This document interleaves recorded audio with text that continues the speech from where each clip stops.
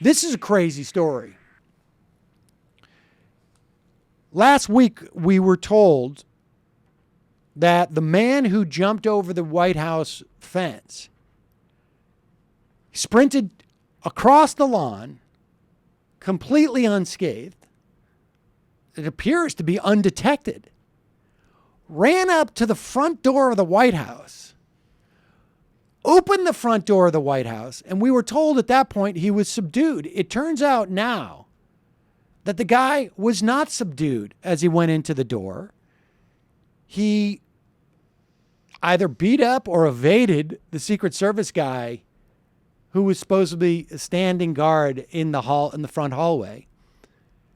Ran around the entire White House practically to get almost to the opposite side of the building on the inside. He had open access to the stairway up to the private residences. He had a 3-inch knife.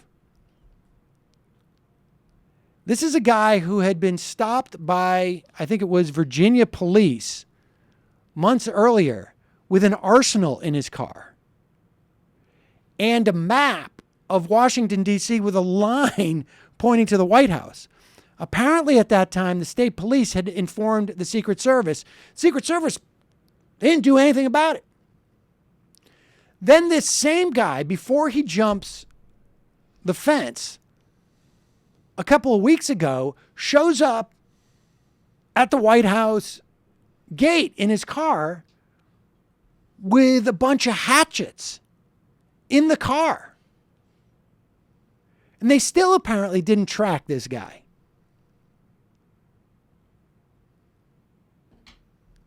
Apparently, the reason why the guy made it through the White House is that they had disabled the emergency alarm that Secret Service agents, when they see something, is supposed to hit this red button and all the alarms go off. And it had been disabled because it was too noisy.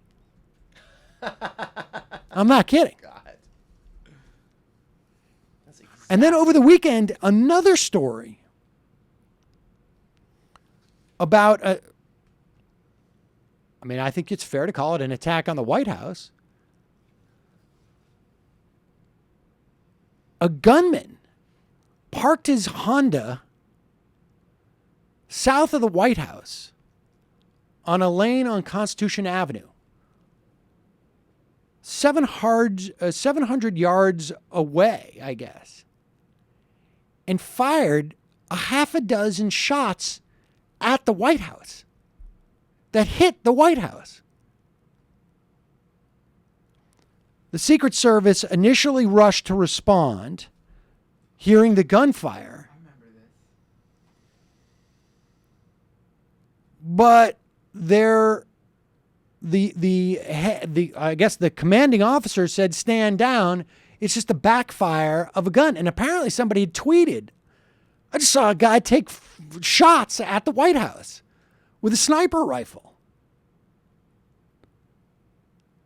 It apparently took the Secret Service 4 days to realize that this guy had shot at the White House, and it was only after a cleaning lady had found broken glass and bits of cement that had fallen out of the house. The president and the first lady were not there,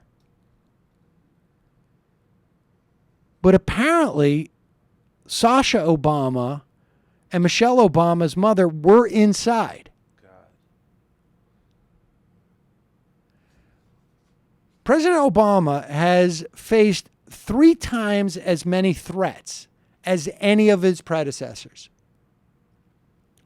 I don't know if the Secret Service is just overwhelmed or what, but this is unbelievable.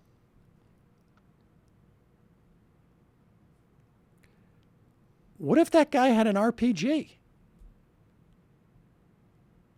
I mean, honestly, like what? What if the guy who ran into the house had a gun? The only reason why they caught the shooter was because he got into a car accident like 7 blocks away and they found all this weaponry in his car. That's That's just effed up. It's completely insane.